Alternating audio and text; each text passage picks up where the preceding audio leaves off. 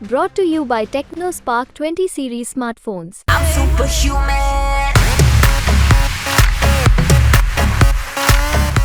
अब यहाँ पर दो विषय है कि भाजपा के जो नरेंद्र मोदी जी हैं तो उनके प्रति भाजपा कार्यकर्ताओं की निष्ठा थी, लेकिन मेरा ऐसा मानना है कि दिग्विजय सिंह जी के प्रति समर्पण था इनका कार्यकर्ताओं में।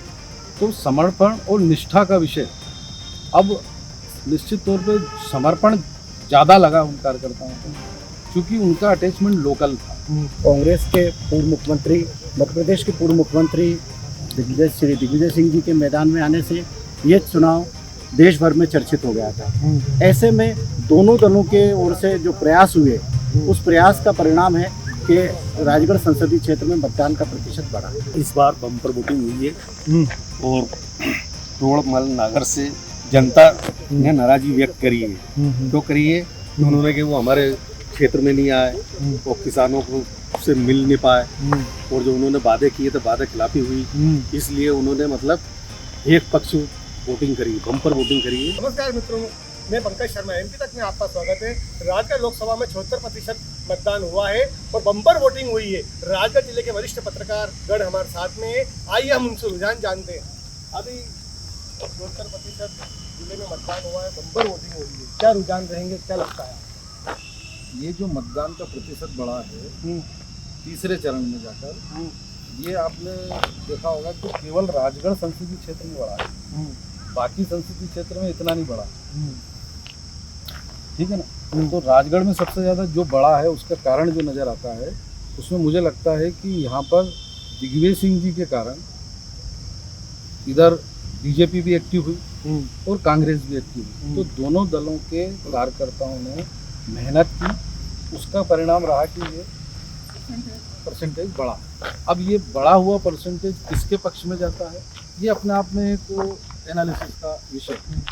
लेकिन जो ग्राउंड लेवल पे हमने भी गांव में गए, मतदान केंद्रों पे हमने कई मतदान केंद्रों पे हमारा जाना हुआ, कई विधानसभा क्षेत्रों का हमने भ्रमण किया, हमारे और भी साथियों ने भ्रमण किया। तो उससे जो आउटपुट निकल के आया है वो लगता है कि जिसने अधिक समर्पण के साथ पार्टी का काम किया होगा उसने अपने पक्ष में मतदान कराने में सफल रहा। अब यहाँ पर दो विषय है कि भाजपा के जो नरेंद्र मोदी जी हैं तो उनके प्रति भाजपा कार्यकर्ताओं की निष्ठा थी, लेकिन मेरा ऐसा मानना है कि दिग्विजय सिंह जी के प्रति समर्पण था इनका कार्यकर्ताओं में।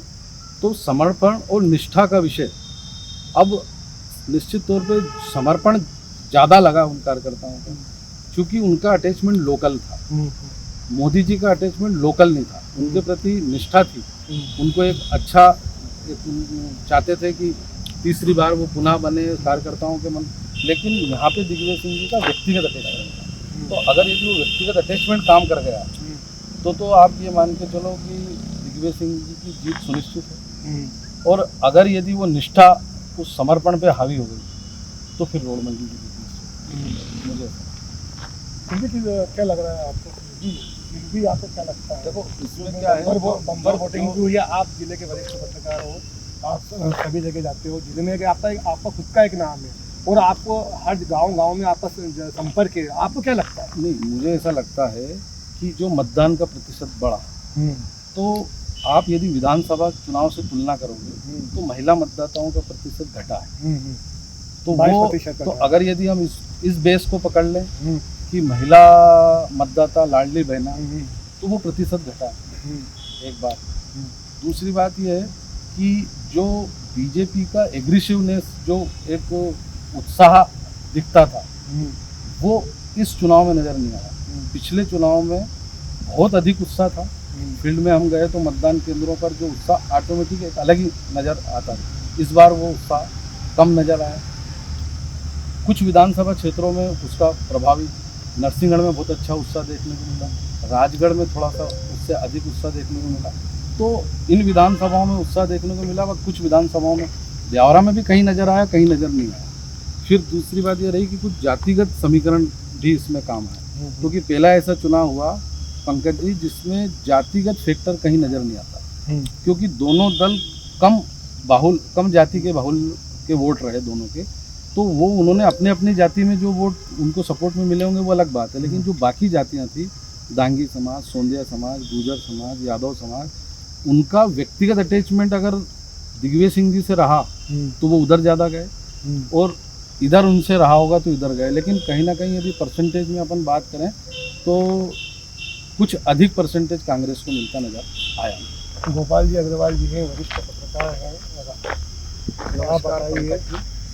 देखो, मतदान का जो प्रतिशत बढ़ा है तो एक तो प्रशासन ने लक्ष्य लिया था मतदान बढ़ाना है। बीजेपी के आला कमान की तरफ से भी प्रेशर था कि घटते मतदान को लेकर वो चिंतित थे, तो मतदान बढ़ाना है। तो कांग्रेस के अपने खुद के जो राजनीति के जिले के प्रमुख माने जाते हैं दिग्विजय सिंह जी, उनके जो कार्यकर्ता थे, उनका भी एक कहीं ना कहीं लक्ष्य था कि इस बार मतदान अपने लोगों का बढ़ाना। तो मतदान प्रतिशत बढ़ने के पीछे ये कारण रहा है, बम्पर वोटिंग, एक तो ये कारण है। और दूसरी बात ये है कि बीजेपी के जो कार्यकर्ता थे वो अपने मतदाताओं को उतने तरीके से नहीं निकाल पाए, ऐसा बहुत सारी जगह दिखा है। कई मोर्चों पे वो कमज़ोर दिखे थे, इसलिए भाजपा का थोड़ा सा कहीं पे मतलब ऐसा लग रहा है। कांग्रेस के बहुत सारे इलाकों में जहाँ पर मोदी फैक्टर काम कर रहा था, वहाँ पे भी कांग्रेस थोड़ी सी कमज़ोर दिखाई दी। तो स्थिति जो है अभी जिले की या राजगढ़ संसदीय सीट की बिल्कुल फंसी हुई है, बिल्कुल कड़ी मुकाबले में है। बहुत कम मतों से हार जीत दिख रही है, कहीं पे भी ऊँट कभी भी किसी भी करवट बैठ सकता है। कमल दत्त जी हैं, जो वरिष्ठ पत्रकार जी, आप ये बताइए कि जो ये बम्पर वोटिंग हुई है, किन मुद्दों पर लोगों ने वोट किए हैं इस बार सबसे ज़्यादा, और क्या लगता है आपको? देखिए पंकज जी, राजगढ़ संसदीय क्षेत्र में गत लोकसभा चुनाव से 4% लगभग जो अधिक मतदान हुआ है, उसके लिए सबसे पहले तो प्रशासन की रणनीति को श्रेय जाता है। स्थानीय प्रशासन ने वोट का परसेंट बढ़े, मतदाता मतदान केंद्र तक पहुँचे, उसके लिए समुचित इंतजाम किए थे। जिले भर की स्थानीय निकाय या मैं कहूँ कि स्वच्छता की जो प्रतीक है कचरा वाहन, वो कचरा संग्रहण करने के साथ साथ मतदान के लिए लोगों को जागरूक कर रही थी। पंचायत स्तर पर इस तरह के प्रयास प्रशासन के द्वारा किए गए।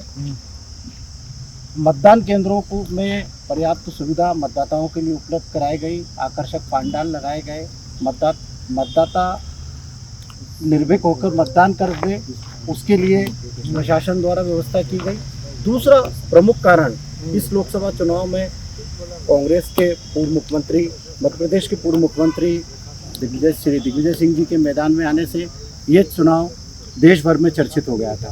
ऐसे में दोनों दलों के ओर से जो प्रयास हुए, उस प्रयास का परिणाम है कि राजगढ़ संसदीय क्षेत्र में मतदान का प्रतिशत बढ़ा। मतलब क्या लगता है आपको, जो रुझान है इस बार में क्या कहेंगे? जो देखिए, और जैसे कांग्रेस में भी इस बार जो फूट थी है, निश्चित रूप से और भाजपा क्या लगता है आपको? निश्चित रूप से कांग्रेस का बूथ मैनेजमेंट काफ़ी सराहनीय रहा। इस बार हम जितने ग्रामीण क्षेत्रों में चुनाव के दौरान हमने भ्रमण किया, तो कहीं ना कहीं कांग्रेस का बूथ मैनेजमेंट भाजपा के बूथ मैनेजमेंट की टक्कर में बराबर देखने को मिला, और निश्चित रूप से इसका परिणाम भी हाँ जी, तो ये प्रमुख कारण है। क्या कहेंगे आने वाले में? मतलब जो रुझान है, क्या कहेंगे, किन मुद्दों पर जनता ने वोट किया? देखिए, कौन से मुद्दे रहे हैं ऐसे जिन मुद्दों पर वोट किया है? और क्या लगता है आपको, समीकरण क्या बन रहे हैं? बम्पर वोटिंग, युवा बेरोजगार थे, पढ़े लिखे थे, उन्होंने महंगाई और बेरोजगारी इस मुद्दे को लेकर वोटिंग किया है। किसानों ने इस क्षेत्र में जो वोटिंग किया है वो वादा खिलाफी को लेकर किया है, ऐसा जानकारी प्राप्त हुई है। तो ऐसी स्थिति में जो समीकरण क्या बन रहे हैं? मतदान अधिक हुआ है, तो जो वर्तमान जो टक्कर है वो कांटे की टक्कर है। स्पष्ट अभी ये नहीं कहा जा सकता कि कौन जीतेगा, लेकिन जो कांग्रेस है उन्होंने जो रणनीति के तहत जो चुनाव लड़ा है, बूथ मैनेजमेंट, मतलब हर पोलिंग पे उनके जो कार्यकर्ता थे मौजूद थे, उस हिसाब से थोड़ी कांग्रेस की स्थिति मजबूत दिख रही है। क्या कहेंगे आप?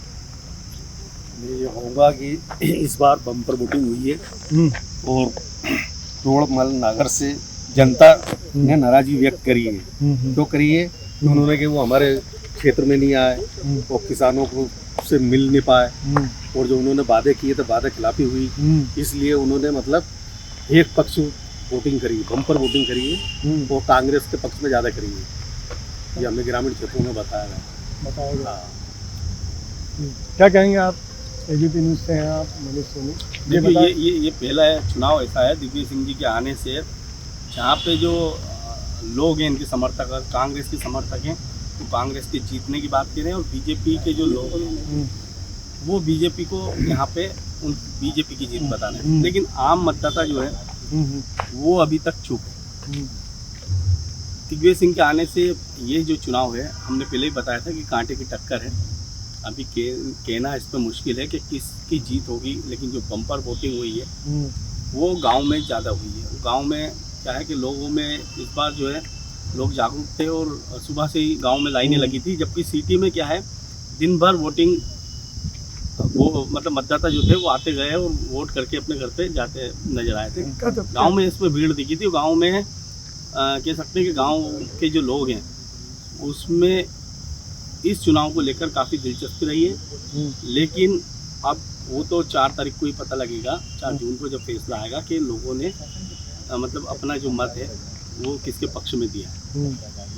और अगर जीत की बात करें तो ये तो अभी हम अपन लोग भी नहीं समझ पा रहे हैं कि कौन जीतेगा। फिर भी क्या समीकरण? लेकिन समीकरण देखें तो मेरे हिसाब से अगर देखें तो कांग्रेस 1 नंबर आगे है, बीजेपी 1 नंबर पीछे है। मतलब अगर देखें तो पहला जो चल रहा है वो दिग्विजय सिंह का चल रहा है कि दिग्विजय सिंह की जीत लोग ज़्यादा बता रहे हैं, बीजेपी की थोड़ी सी उससे कम है। लेकिन अब वो अगर मान लो लाडली बहना जो है वो कह रहे हैं कि महिलाओं ने इस बार कम वोट दिए, लेकिन अगर महिलाओं ने अगर मान लो बीजेपी को वोट दिए तो फिर बीजेपी की तरफ क्या कहेंगे? बताइए आप इन मुद्दों पर। अभी मनीष जी ने जो बताया कि राजगढ़ जिले में वाकई में कांटे की टक्कर में है और ऐसी गर्मी में मतदाताओं ने बढ़ चढ़कर बम्पर वोटिंग की। अब वो बम्पर वोटिंग किसके पक्ष में जाती है, किसके विपक्ष में जाती है, ये कहना मुश्किल है। क्योंकि कहीं ना कहीं पूर्व मुख्यमंत्री दिग्विजय सिंह जी यहाँ से चुनाव लड़ रहे हैं, उनका भी वोट बैंक रहा है, जिले जिले भी रहा है और खासी ग्रामीण क्षेत्रों में उनकी अच्छी खासी पकड़ मानी जाती है। जनता ने इस बार किन मुद्दों पर वोट किया? कल नहीं, अभी इस बार वोटर साइलेंट था। मुद्दे जनता को भी अभी समझ में नहीं आते, हालांकि मुद्दे बहुत हैं जमीनी स्तर के। जैसे राजगढ़ में अस्पताल अव्यवस्थित, शिक्षक समय पे ड्यूटी पे नहीं जाते, कई मुद्दे हैं। लेकिन जनता ने जो इस बार बम्पर वोटिंग करी उसका आकलन लगाना भी है। क्या कहेंगे आप? ये कह रहे हैं कि स्थानीय मुद्दे इसमें नकारात्मक दिखे, लेकिन कांग्रेस का माइक्रो मैनेजमेंट जो था वो बीजेपी की तुलना में काफ़ी आगे था। तो इस माइक्रो मैनेजमेंट से कांग्रेस ने प्रचार 1.5 माह पहले से ही चालू कर दिया था। कांग्रेस उम्मीदवार पूर्व मुख्यमंत्री दिग्विजय सिंह जो गली गली पैदल यात्रा से सीधे मतदाताओं के संपर्क में रहे, उसका भी कांग्रेस को लाभ मिला। ज़्यादा मतदान का कारण वो भी बन रहा है सीधे संपर्क में आने से। तो इस बार कांग्रेस कहीं ना कहीं थोड़ा सा आगे नजर आ रही है, जिस हिसाब से आम मतदाता जनता जो भी जो गुटबाजी थी कांग्रेस को इस बार वो कांग्रेस एक होकर चुनाव लड़ी है। 20-25 साल का इतिहास कांग्रेस ने खत्म कर दिया गुटबाजी का। कांग्रेस पहली बार एक दिखी है, ये कांग्रेसी भी बोल रहे हैं और आम जनता भी बोल रहे हैं। ये जरूर इस चुनाव में राजा साहब के आने के बाद दिखाई देगा। ये थे हमारे राजगढ़ के वरिष्ठ पत्रकारगण जिन्होंने अपनी अपनी प्रतिक्रिया दी है चुनाव को लेकर। पंकज शर्मा, MP तक, राजगढ़।